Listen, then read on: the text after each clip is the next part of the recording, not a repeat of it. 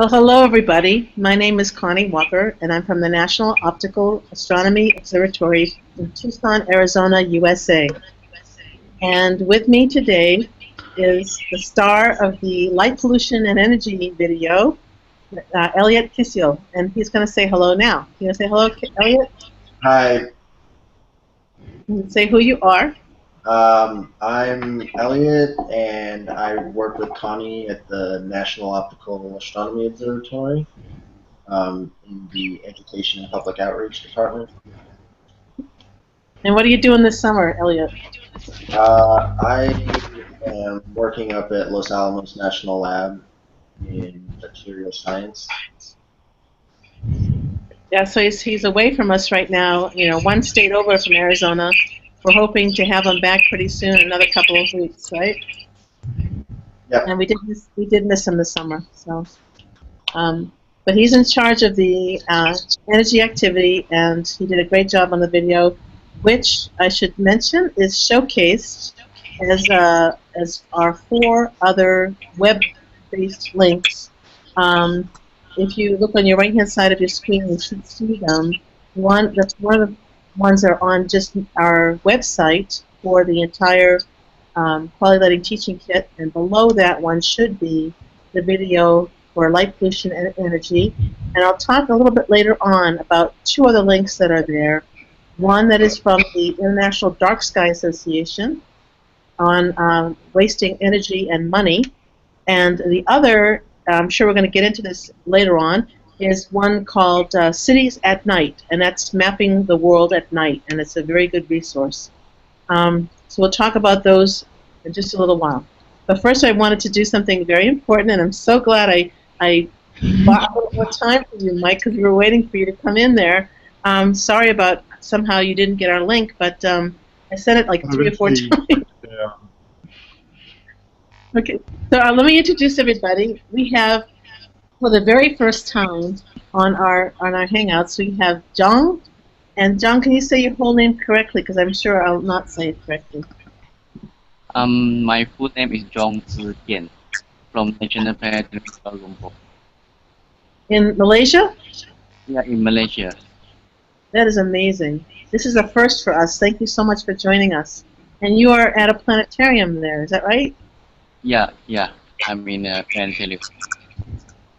And are you directing the planetarium or giving the programs, or what do you do?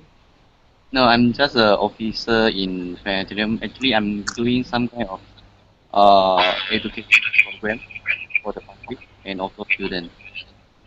And we are currently trying to come up with a guideline of light pollution control in Well, we have a lot to talk about then. That's really great. Yeah. And sort of in your neck of the woods, I mean, closer to you than to me, is Mike Chapman, who's been on a number of our Hangouts, thankfully. Thank you, Mike. And could you say where you're from and what organization you represent, Mike?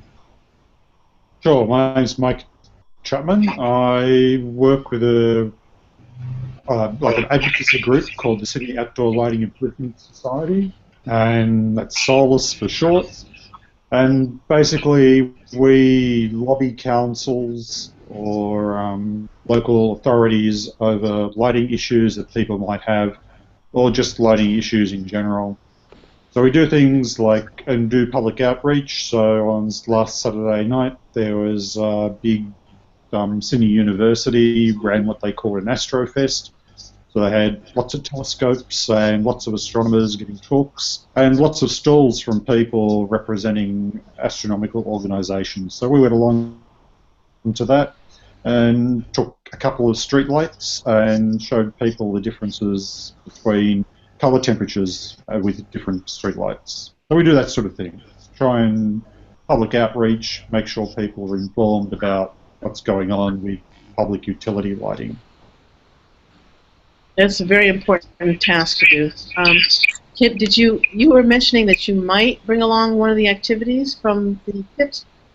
I took along the illuminance meter and the posters for the illuminance numbers but unfortunately, it's not a fantastic environment to engage people with those at that level. Yeah, it's kind of hard. People, it's fine. Talk is fantastic, and in fact, I periscoped a. You look us up on Twitter at solus_Sid. You might be able to find a periscope broadcast where we were talking to people about light pollution. In fact, I interviewed Kelly Pendoli, who's the IDA rep in Australia, and put that on Periscope as well. So you should send me that link so I can look at it. yeah. Okay. Yeah. Sounds good. And Noelia, she was with us at the beginning when we started out the Hangouts. And she is with an incredibly active group down there that she'll tell us all about. Okay, well, hi everyone. My name is Noelia Alcalde. I'm a PhD student at National University of Tucumán, Argentina.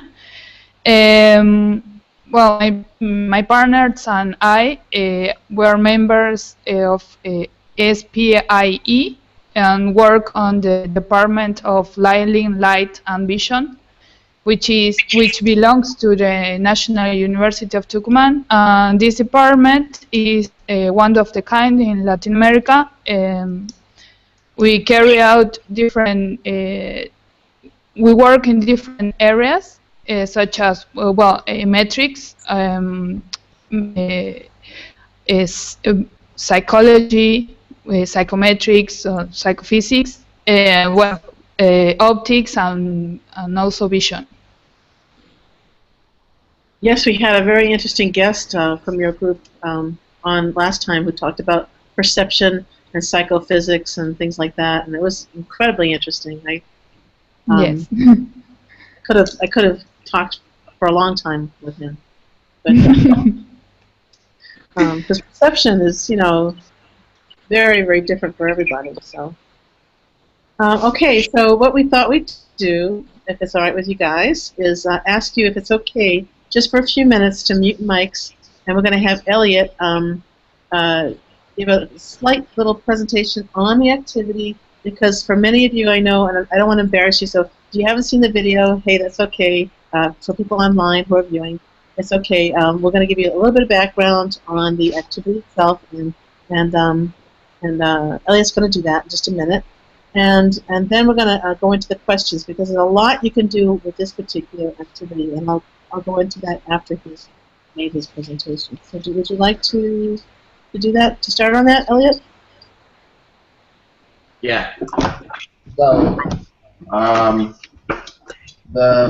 there's pretty much 3 parts to this activity as a whole. The first part is counting squares, having students count squares on a grid of Houston, or that's from the ISS at night. So students pretty much take the map and they count the number of different types of squares there are. So here, I'll show the map right now. I'm going to screen share it for you. What? I will screen share it for you right now. There. So yeah, so on Connie's you can see the map. There are 3 different lights. If you look to the right of the picture, you see these kind of yellowish lights. These are the low pressure sodium lights around the refineries in Houston. And then in the center of town and on the outskirts and kind of like the suburb areas, you see these browner lights. These are the high pressure sodium lights, which have a larger spectrum, not as confined as the low pressure sodium lights, but still a restricted spectrum. And then finally, along the highways, so these spindles that come out from the city center are white lights, and those are all halogen lights, so really bright and used to light the freeways and everything. So the main goal of the first part is to get students looking at, they count how many different colors there are, mark them down, whichever color is the majority in each of the squares, they mark that as a 1, so they only mark down one thing for each of the different squares. So in the squares, if it has all 3 of the lights, like brown, yellow, and the white lights, whichever one is most dominant is the one that they'll mark down. And this is just, it kind of gets students starting to look at how much light there is coming out of the city, and how many and how different all of the lights are. But if there isn't enough time for this, you guys, there are numbers that I will show later, and they are also in the video, in the showcase, that you guys can use. They're the numbers that I got from counting each of these. So it's something like 42, 58, and then there's 700 of the high pressure sodium. But so if you don't want your kids doing the counting, there is the second and third part, which you can use the these calculations for. So let's see. This is kind of hard. So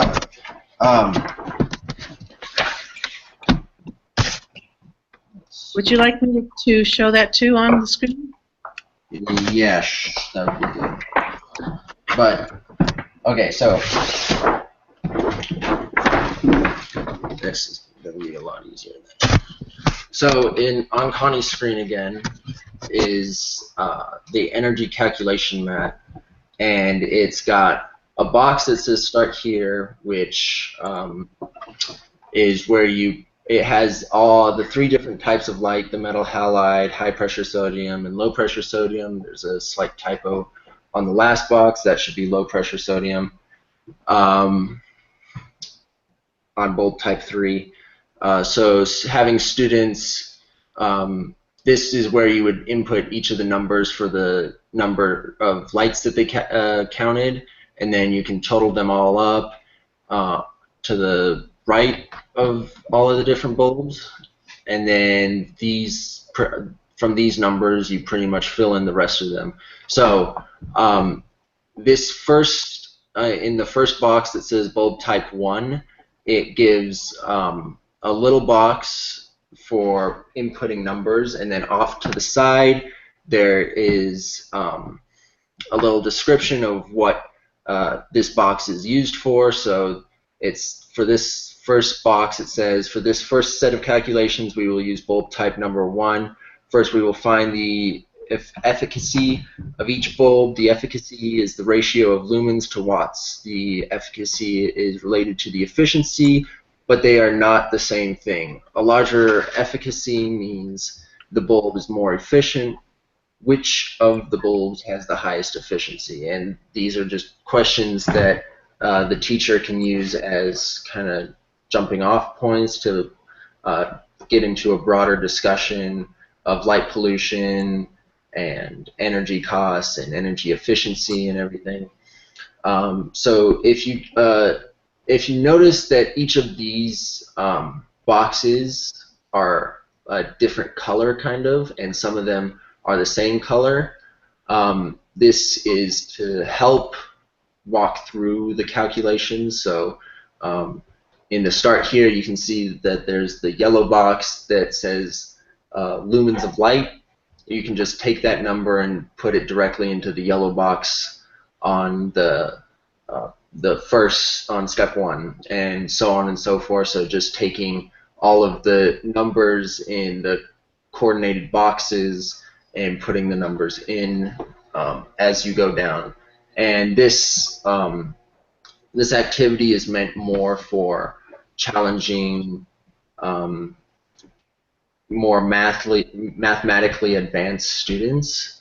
So it involves a lot of numbers, a lot of calculations, and another point here for kind of educating kids more is to have them discuss what each of these numbers means when they get it. So say over on step 6, you use the number of kilowatt hours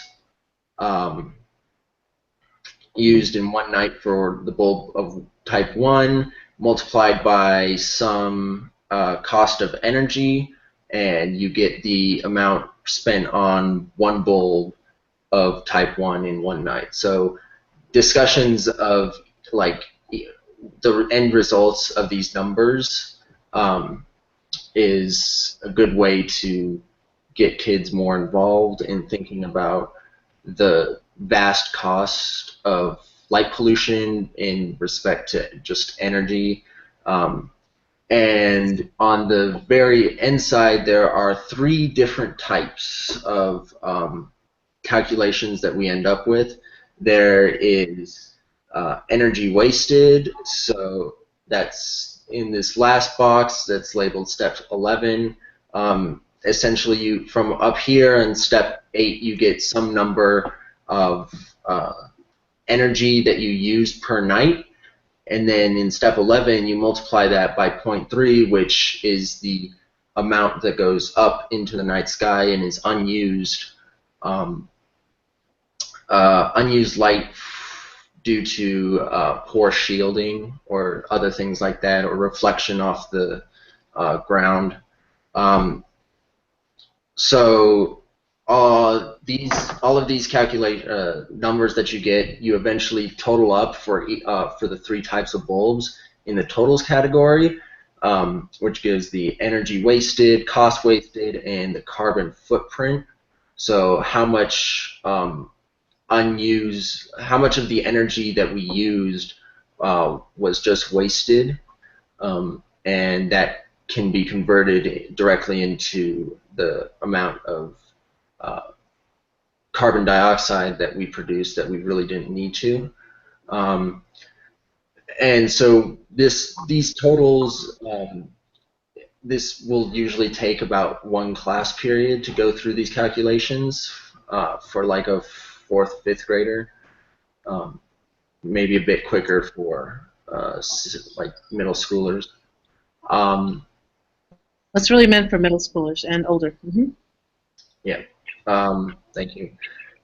So once all of these calculations are done, the third part is trying to minimize the total cost, or minimize the amount wasted. So on the flip side, included in the kit is a sheet of paper that looks exactly like the start here, and you put this over the start here because there was some typos that happened after the printing process, and along with that there is a types of light worksheet like this, which has all of the different types of lights that are used, everything from incandescent up to narrowband amber LEDs. And all of these give the wattage, the lumens, and a little description about what they are and how they were discovered, kind of, and how they're used mainly. And so you'll use that, the kids will use that along with this, so they can choose which types of bulbs they want to maximize the reduction in cost and energy wasted and carbon footprint. They can also change the amount of time that they're on at night. This is this last part is a kind of great way to get students talking about how to completely maximize the reduction in costs and energy savings and carbon footprint.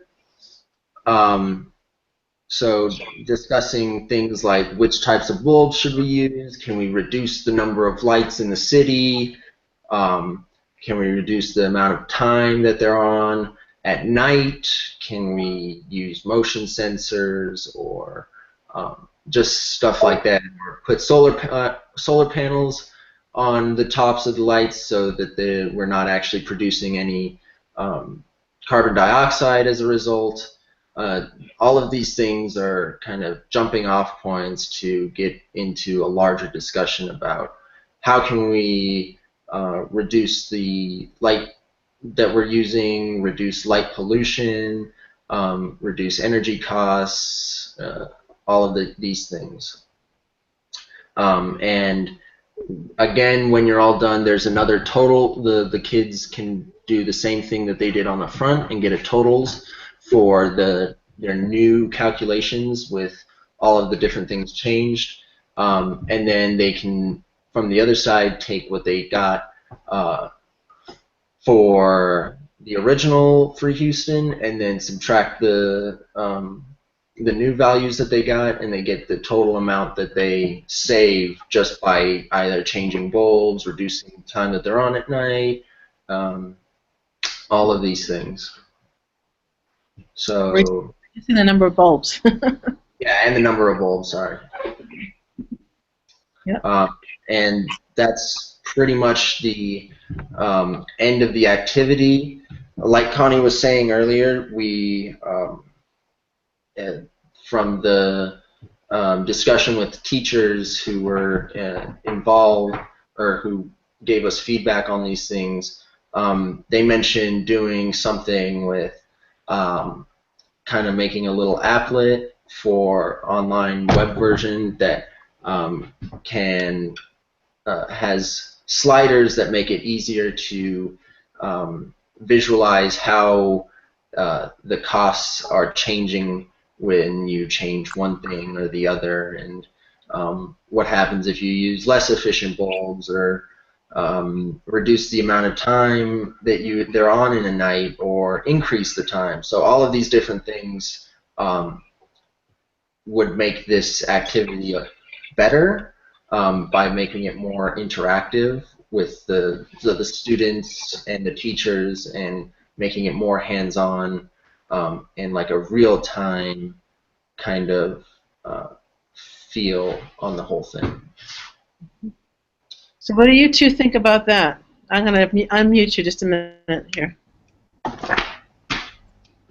There you go. So, Natalia, what do you think about that app? I think it's a good idea. I've got a few notes written down here. Mm-hmm. And I actually just said, well, you know, has anyone worked on a spreadsheet yet? But obviously, you know, an app is probably more of a 21st century concept, so... So that kind of spreadsheet, though, if we could embed it in a map so that, you know, by using a little slider, they could use different values for different situations, and maybe have a number of sliders for different things. Go ahead. Oops, are you frozen? I mean, Are you there? it's actually quite complicated, so... Yeah. And involved to set this whole process up is maybe just a little bit involved, and so yeah. Well, we'd have to try to keep it simple a little bit. Yeah. First of all, we need to apply for funding to do such an app, because I think it's a great idea. Yeah. And secondly, you know, you can't, even if you get some funding, you don't have enough to do everything. So we'd have to think about maybe an idea to get the app written is was this weekend they ran something called a government hack. So I don't know. I mean, I know they get similar sort of events. well, they started in the US, where basically just a whole group of people get together and they use like open data, and then they produce some sort of app using the open government data. Wow. Yeah. And it's all done for free. I know those events get running around the US. They ran one basically around Australia and New Zealand over this last weekend. Unfortunately, I couldn't attend because I had other things on. So, but it's one way of getting an app like that built for free. Wow. Okay, I was just looking. I heard a notification. I thought it was probably John. Oh, here he is. He's back on. Trying to get back on here. No, I think the app is a great idea. I just I see it being a little, a year off from actually happening if we're able to get the funding for such a great project. And if anyone would like to collaborate, I mean, if you want to be an advisor, Mike, or something like that, we could talk offline more about that. And anyone out there who might like to exchange ideas on this. I have to also get approval because it's nothing can be set in stone without approval from our department. So, but it's a great idea, and it makes the most sense, and it would really take this activity to the next level and make it much easier, much more fun for the students to do. So there's a win-win situation here all around, and I don't know, but I wanted to stress a point that I think we touched on a little bit, but this is a real-life situation. This is a real city, Houston, and we got real numbers from their government, basically, their city government. These are the 3 main lights that they have been using in Houston, although I think now they're actually going to LEDs. But this was the situation there. So we wanted to present to students real-life situations that they could solve. And this is one reason why we chose Houston. It had this very nice International Space Station map, and it showed very distinctly, without any enhancement of the colors, the 3 different colors that made up primarily the 3 different kinds of lights, and for which we had the values from the city government for the wattages and the numbers of lights and stuff like that. So it was, a win-win situation there. And I think this can be done for other cities. I think that's the main point here. And I was talking a little bit to Noelia, and I thought maybe she could tell us the challenges that they're having there. You want to talk about that a little bit, Noelia? Okay. First of all, well, we did the activity, and for high school students here in Argentina, is difficult to find kids which are like love math, or are very enthusiastic about that kind of problems. So for us, it was not an activity that they enjoyed, and because we thought it was too long, and too hard for them. And well, with the map that you said that we can reproduce it, we should have to talk about with the government, or with some people who are studying that. I think we can reproduce it. I hope it will be possible. And well, returning with the activity, for us, we see that it's too long, and they fastly loses the attention and wants to go to another activity. I don't know if we decided with my partner, with Oscar, and that we will cut it. We just took one light, one bulb, And for the first case, and for the second part, we will choose, or we will make them to choose another, so they can finish the activity.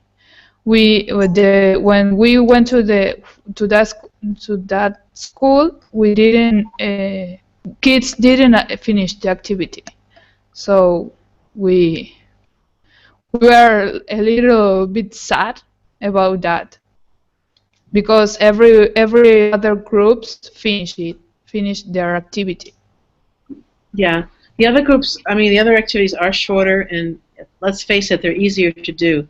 We thought, though, that this was such an important concept to grasp, the wasted energy, that we had to do something with it, but we knew, like you're saying, that it was going to be a long activity, but by people using it and thinking about it, we knew we could get probably some idea of how we could change it for better. Yes, we think it's a very important activity, that it is a very important and real issue that we have every day. But I don't know, we want to do something to improve it. We are thinking, we think in that possibility to short from 3 to 1. To have an only one. We are obviously we are with in this activity. We are with them. We are explaining what they read on the poster. We are explaining certain things that they don't know. So I think it would be better. With the app, I think it's very interesting. If you can develop it, it will be very interesting, and something more, I don't know, something that they could manage better. That's an interesting question. Might be, is there something already out there? I mean, just think of the people who are dark sky advocates trying to advocate for using less energy, and to use shielding, and to use the right kinds of lights, and all this other thing. Not as many lights, to use motion sensors, whatever the tactic is. They might have such a device or such an app that we could maybe use in this case. So that's something to explore. I'm writing a little note here, sorry. And the other thing is, you are absolutely right, the activity is long. And what we've told teachers is that if you really only have time, and this is what Elliot alluded to a little bit, you could take the number of lights, and you can give them to you for each of the kinds of lights. Now I'm getting feedback, I'm sorry. I'm going to mute a couple of you guys. See if it helps. Okay. Sorry, Mike. And Noelia, I'm trying to mute you. There you go. Okay, maybe it's better now. So what we could do is Elliot in a few minutes can give you the numbers he uses for each of the 3 types of lights. And you're right, you don't have to do all 3. If you have a city that just has major, the majority of lights are LED lights of a certain color temperature, basically, then that's just perfectly fine. Use one bulb, make one estimate like that. And that does cut it down as well. But we want them really to do the second part, which is the estimate for energy calculation and carbon footprint, at least with one bulb, as you said, Noelia. And if you do use one bulb, then you might have time for the third part, which is making changes, because it's important for the kids to understand they're making changes and making it better, having less consumption of energy. What would they do to do that? So you have to think about how they would do that, implement it, and then calculate the reduction, basically. Take the difference between part 3 and part 2 and see what they saved in terms of energy, carbon footprint, and cost. So, I mean, you don't have to do part 3, but that's sort of the climax of the whole thing, the whole purpose of doing it. So, I don't know. And you're right. One light might be the way to do it, And if there's a predominant light that is mostly used in the city, that would be the way to go. So I'm going to unmute Elliot because I think he might have some more words. Yeah, so the numbers that I got for each of the 3 lights were, for the metal halide, it was 58 lights, or 58 squares of lights. The high pressure sodium had 42 squares, and the low pressure sodium had 730. Wait, hold on. No, the low pressure sodium had 42 squares, and the high pressure sodium had 732 squares. So after going through all of the different calculations, the total amount of energy that was wasted in Houston from all of the lights was 1,069,326 kilowatt hours, which came out to be $85,000 pretty much.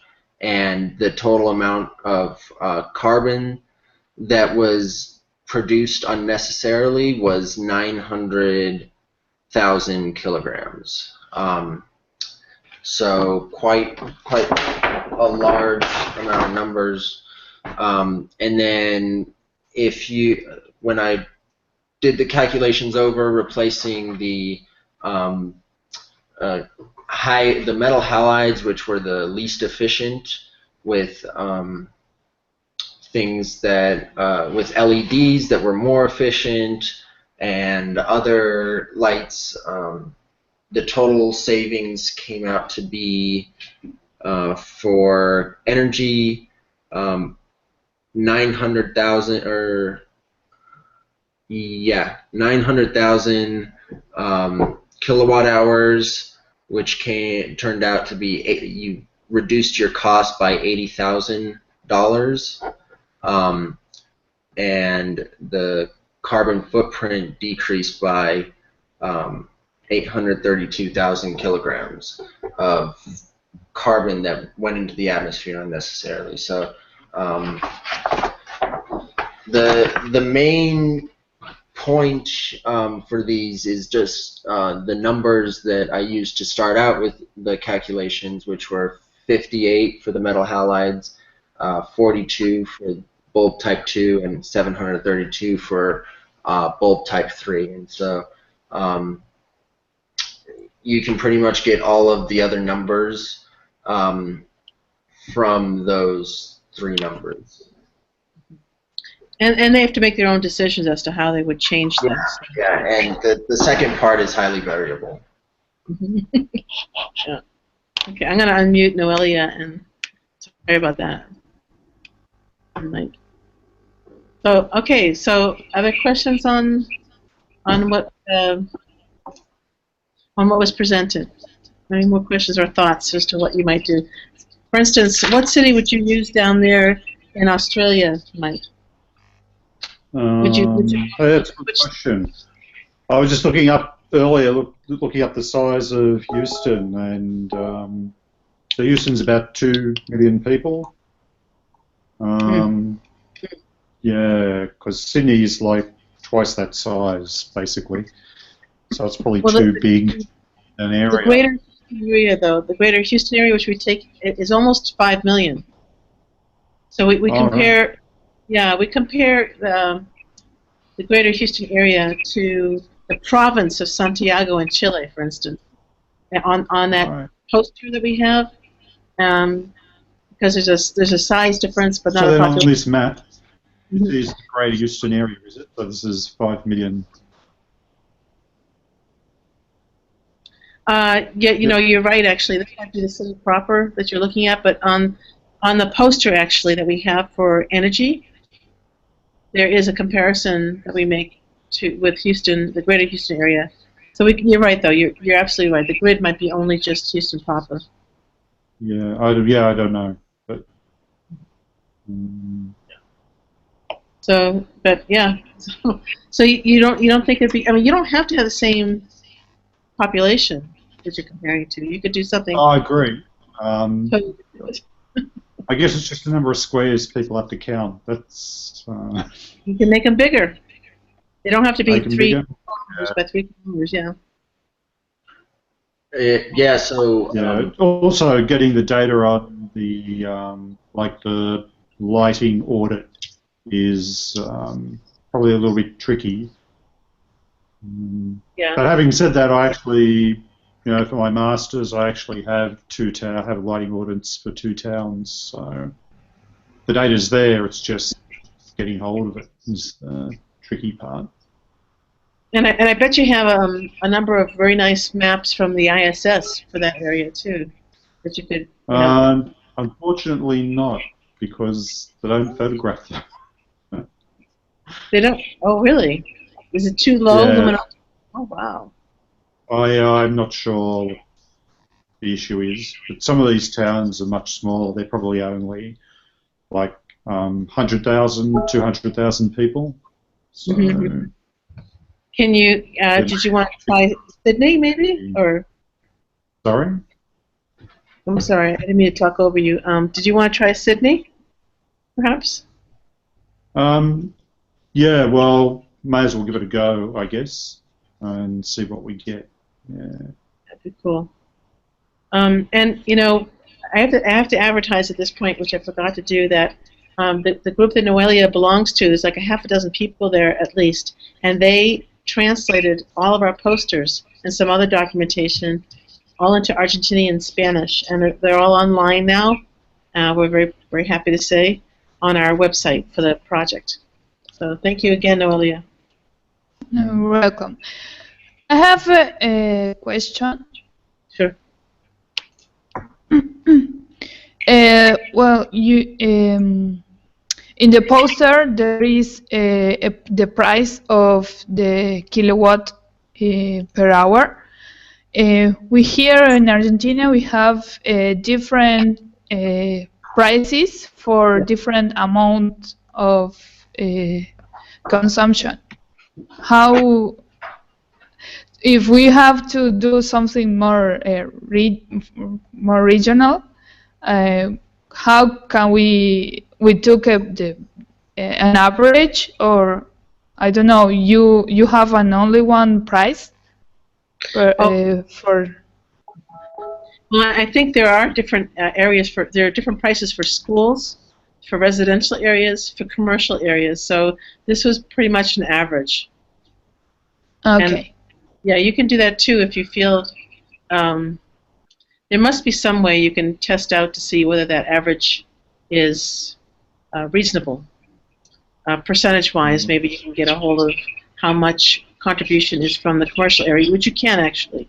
You can actually find out from the city how much light is used from the commercial area versus residential versus, I think there's one more category I can't think of right now, that at least they do in the United States for big cities. I'm not sure how it is there though. We have for residential we have different amount that is in function of what the amount you consume of energy. So if we have a different residential, commercial, I don't know, schools and industry, we have a lot to evaluate there. I think it's important not to overburden the students with too many calculations. So as long as you explain, yes. That data we will the numbers we will provide them average. We don't know. We won't tell them that there are different, and for industry is that, and for I don't know, schools is that another amount differently. So we just took an average of everything. Yeah, I mean, it depends on who your audience is. Some kids, older kids maybe, you might want to know that, but the younger kids probably not so much. So yeah, it just depends. You would know whether you want to explain that or not. But Okay. I would just probably one average number. Yeah. Thanks for asking. That was a good question. Yeah. Okay. So how would you? I'm kind of interested because this is rather, in some ways, it's guided as an activity, but in some ways, when they have to make their decisions as to how they're changing the lights, it's very open-ended, and I'm wondering how you guys would go about maybe getting them to think about things. What kind of approach would you have? What would you say to them without giving them the answer? Because you don't want to give them answers. You want them to think about it. So what would be the way you would do it? Yeah, it's a good question, because if you were doing a comparison to LEDs, they're going to get tremendous savings, aren't they? Because LEDs are just so much more efficient than most, all other types of lighting, and so I guess I'd be trying to concentrate more on the luminosity and the number of lumens coming out of the fittings rather than. Yeah, and maybe that's what our problem is. I'm sorry. Go ahead. No, that's fine. That's all. The lumens that are the problem for astronomy and dark skies. Yeah, I would say color temperature is very important, but explaining that to students is not always the easiest thing. So, we were talking last week, I think, about actually when we were doing the safety activity. I think it was actually going on a little field trip. I mean, I know it's at night. It's not always what you can do. For instance, if you lived in Beijing, it wouldn't be something you'd do. Right, going on a night field trip because it's really not that safe. It's in that city, but there are some situations where you might be able to do that, and just show them certain lights and how they look with different color temperatures, even if it's just the different types of LED lights. I mean, I think that's even if you brought them into the classroom. I know some dark skies groups, the IDA groups, have their own massive light fixtures which they can bring in, and we have engineers who are associated with IDA that have their own samples that they can bring in. So anything you can show kids as to what they're dealing with and how those lights perform, I think would be absolutely cool. It would give more reality to the whole thing too. So do you have any of that kind of stuff there, Mike or Noelia? Yeah, well, basically on Saturday night when we were doing this outreach, we had 2 LED streetlights with us. Right. One at 5,500K and the other one at 2,700K. Oh, great. So we were, really able to show people what, the difference is and which ones, if you show them the 2 lights and ask them which one they prefer, they'll say 2,700. Right. So, most of the time. Yeah. Very good. How about you, Noelia? Well, in our department, that is Lighting, Light and Vision, they study the light and effects on the environment and something that stuff, and they have the different lights. So maybe not to took that to the schools, but the photographs or something like that, we can just take them and print and show the kids about the different colors and, for example, how a kind of light lights a different specific area. For example, I don't know, a living room or a kitchen or a library. I don't know. There are investigation groups that do that, so we can took photos or some I don't know, information from them. So this energy activity is very broad in the sense that it does overlap with the other activities. I mean, yes. What you talked about is basically what they do in the safety activity, right? They take the lux meter and they measure the levels in different rooms, basically, and outside. And that's pretty cool. You could envision the different groups of kids, if they're doing it by groups in the classroom, talking to each other about possible solutions. So, Yes. that's pretty cool. Yeah, pictures can help a lot. If you're able to get the actual item in there, that's pretty cool too, though. That's hard to do, though. But yeah, thank you. Wow, you guys. So okay, so any other changes that you might make to the activity to make it better for the students? What do you think that that you might, or the students might want to see in terms of changes? Um,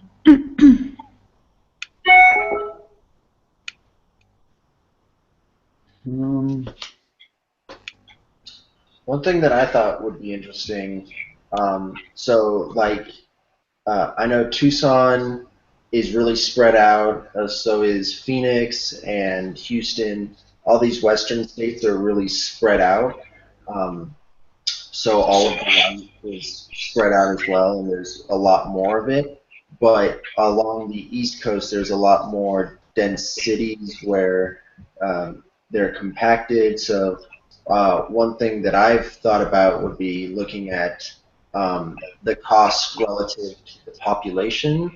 Um, it's one more calculation to do if you know the cost that of light that the city produces, and you know the amount of people, and so you can look at how lighting on the East Coast is treated differently from lighting on the West Coast, or lighting in Europe is treated a lot differently from lighting in other places of the world, where it's not as densely populated, so you have less street lights, less lights spread out, and more of them concentrated in one area, and see where is most of this light energy, all of this energy loss coming from. Is it coming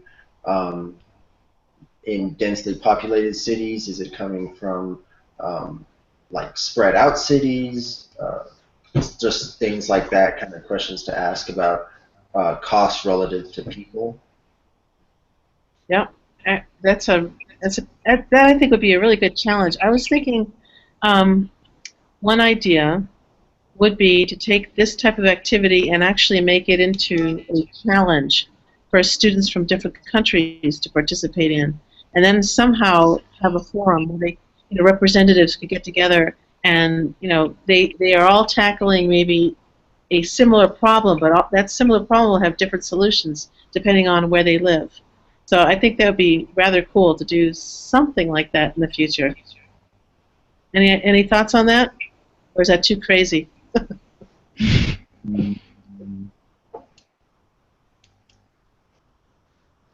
Yeah, sorry, Connie. Yeah, I'm not sure. It's typically, like, internationally, everyone's going to LEDs. So... Well, there's the color temperatures. It's how well they're shielded. It's a number. There's a different aspect. But we're losing you a little bit, Mike. You're actually frozen. Yeah, I guess unfortunately CC is just a different ballgame in some respects. So yeah, because that's the argument now, isn't it, with the AMA and the Lighting Research Centre. So it needs to be investigated. Yeah, so like on a chromaticity diagram, you've got a black body curve, you've got I guess there's some sort of ISO line for each color temperature, and so even at 2,700 Kelvin, you can still have a light that's like bluish green as opposed to a light that's like reddish yellow. And so probably need to explore that a little bit. Oh my! Can you explain that any more? Because that's something that's a little bit on the new side to me. Oh, okay. Well, I'll send you something. Okay. Yeah, that'd be interesting. 'Cause, yeah, there's so much to be explored. I mean, we tackled this a little bit in previous Hangouts, that there are thresholds, lighting levels that we don't really, we haven't explored enough yet in terms of how much lighting you need for different situations. You know, what's the minimum, what's the maximum, levels, and how do we perceive these things in different environments? So Yeah. all these things, plus the color temperatures, plus all these different things, they need more investigation. Yeah. Noelia, when do you graduate? What are your This year I started, so I have 5 more years. Oh, really? Wow. Yes. My goodness, you present yourself as if you know everything there I'm is to. no. Last year I graduated from biomedical engineering, and this year I started with a PhD. Oh, So congratulations. I have a lot to travel. I don't know. But for example, Oscar, he's finishing the PhD this year. Aníbal also, and Clemente is a doctor, PhD, has a PhD right now. Wow. He is doing the postdoctoral. Afterwards? Yeah, that's good. And Oscar too? Oscar is finishing this year the PhD, and I think that next year he will start the postdoc. Oh, fantastic. Well, congratulations to both of them.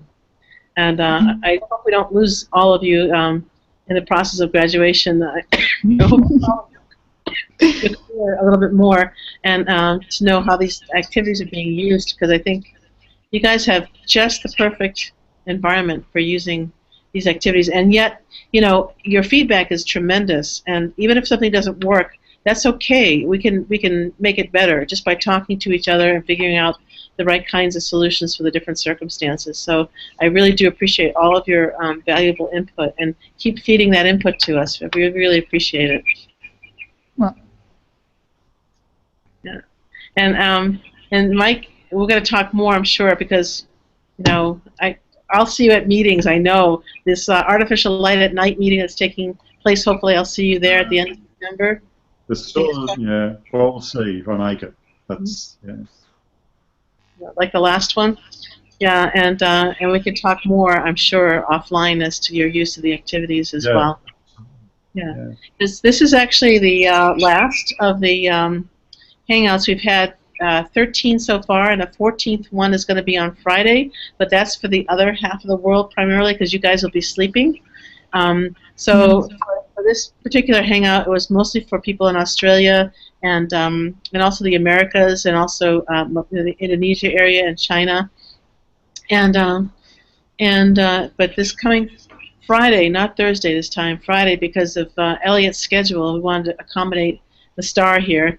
The Friday morning at the same time for the Thursday Hangouts that we have, so it's going to be 15 hours UT, Universal Time, that we'll start the Hangout on Friday.